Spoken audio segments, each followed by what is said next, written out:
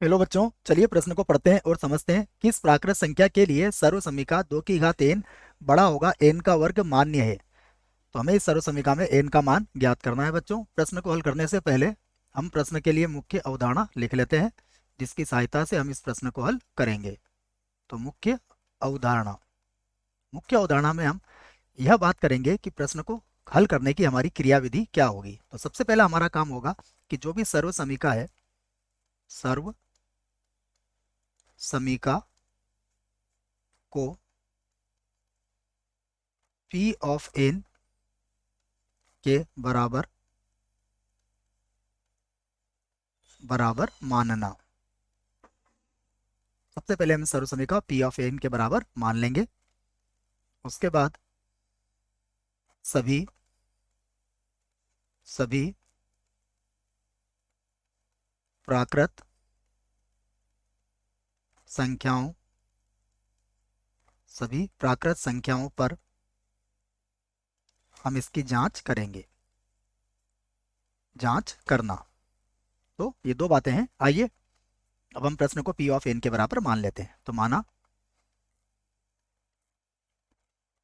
P of n such that 2 की घात n बड़ा होगा n के वर्ग से। अब क्या करेंगे, सबसे पहले n बराबर 1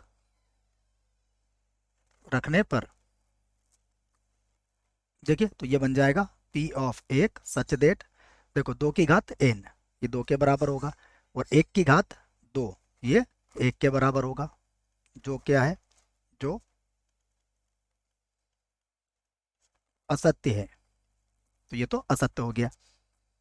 अब हम n बराबर 2 रख लेते हैं। तो 2 रखने पर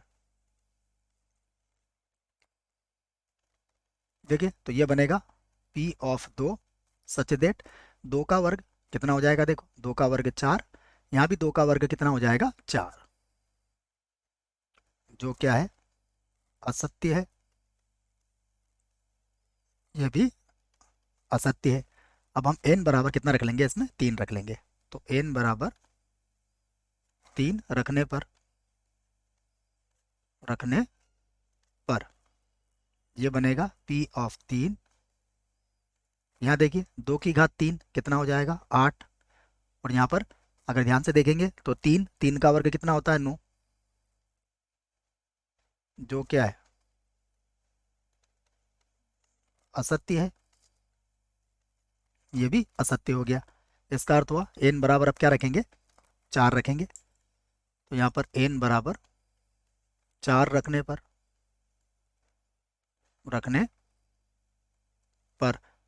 ये बनेगा P ऑफ 4 सच दैट, देखिए यहाँ पर क्या बनेगा, 2 की घात 4, 2 की घात 4 कितना होता है 16, तो ये हो जाएगा 16।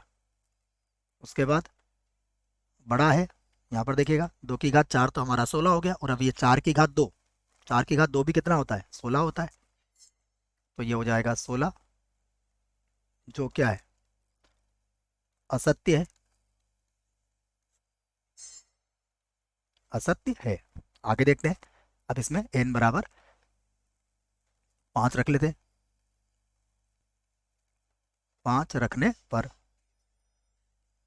तो ये बनेगा P ऑफ 5 सच दैट, देखो 2 की घात 5 कितना होता है 32, और उसके बाद यहाँ देखिएगा अगर आपने 5 रखा तो 5 का वर्ग कितना होगा 25, तो ये हो जाएगा 25,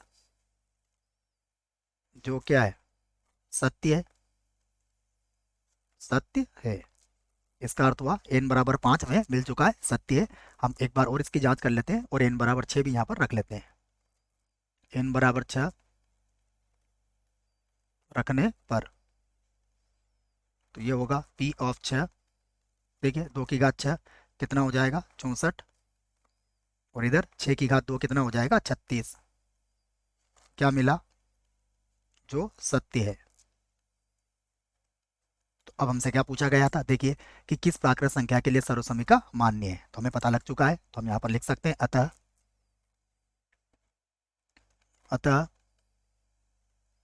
यदि n का मान कितना हो, देखिए या तो 5 या 5 से अधिक हो, तो n का मान 5 या 5 से अधिक, जहाँ पर n क्या है, प्राकृत संख्या है के लिए